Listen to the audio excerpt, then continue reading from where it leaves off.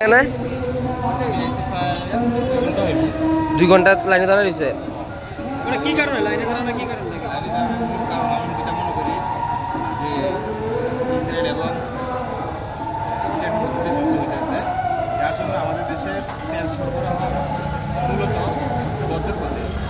আমি যেটা ওদের সোশ্যাল মিডিয়াতে দেখলাম, আমাদের দেশে এখন প্রায় মেবি 45 দিন অথবা তেল স্টক দিতে পারবে, যে ওইখান থেকে তেল সার্ভে না যায়। মানে অফিসিয়ালি তখন কোনো ঘোষণা হয়েছে না, আপনারা আতঙ্কে থেকে এমন করতে আছে। আমরা সোশ্যাল মিডিয়াতে দেখলাম এটা বলতেছি আর কি। আর মূলত আমরা 2 ঘন্টার মতো দাঁড়িয়ে আছি লাইনের রোদের মধ্যে, রোজার কাজে আর রোজার সময় এখন। আর কি মনে হয় যদি যদি এটা সত্যিকারে এমন হয় তাহলে মানুষ ভুক্তভোগী হবে কিনা? মানুষ তেলের উপরে সবটা নির্ভর করে।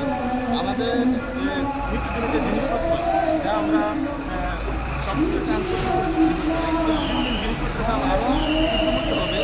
হ্যাঁ, আর এখানে আমরা দাঁড়িয়ে আছি, আমরা এখানে যারা আছি সবাই মোটামুটি হয়তো কোনো স্টাফ স্কুলে যাবে, কলেজে যাবে, না হয় কোনো সরকারি জবে, কিন্তু এখানে এইসব শুনছি 200 টাকা, মাত্র 200 টাকা তেল দিচ্ছে।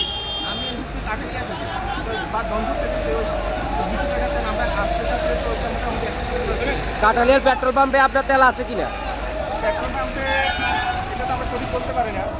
তো ওরা তো ওদেরও কিছু করার নেই, ওদের সবাই পরিশ্রম করতে লাগবে না।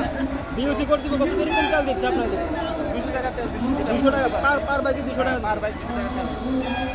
কি মনে হয় আপনার তেলের এটা আমার মনে হয় যদি এরকম হয় তেল সংকট দেখা যায়, তাহলে সপ্তাহের মধ্যে হয়তো বা আমরা এসে দেখবো যে সাইনবোর্ড ঝুলানো আছে তেল নেই। হইতে 1 ঘন্টা করতেছে। 1 ঘন্টা ধরে লাইনে। আসলে তারা যেভাবে মানুষ লাইনে আছে সেভাবে কি তেলের সংকট আছে কি বলে মনে হয় কিনা? আসলে তেলের সংকট না, ওই হুজুকে বাঙালি বলে না, এই যে তোমরা শুনছো সবাই লাইন ধরে গেছে। আর সবচেয়ে বড় কথা, লাইন ধরার সাথে সাথে যারা 2 নম্বরে ব্ল্যাকার আছে তারাও দাম নিয়ে এখানে লাইন ধরছে।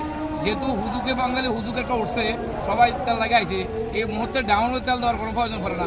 আমি বিএসির কর্তৃপক্ষের আমি দায়ী করবো যে আজকে ডামের মধ্যে তেল কেন দিতেছে, মানে দাম দিয়া তেল স্টক করে দিতেছে। হ্যাঁ স্টক করলে তারাও কালোবাজারি না, কালোবাজারে স্টক করতেছে। এটা আমার কাছে অর্গাস করে কি আপনার কি মনে হয় জ্বালানি সংকট পড়বে? আমার মনে হয় জ্বালানি সংকট পড়বে না। এটা একটা হুজুক উঠেছে, আমরা তো বাঙালি, হুজুক উঠলে সবাই উঠতে পারে লাগে থাকি।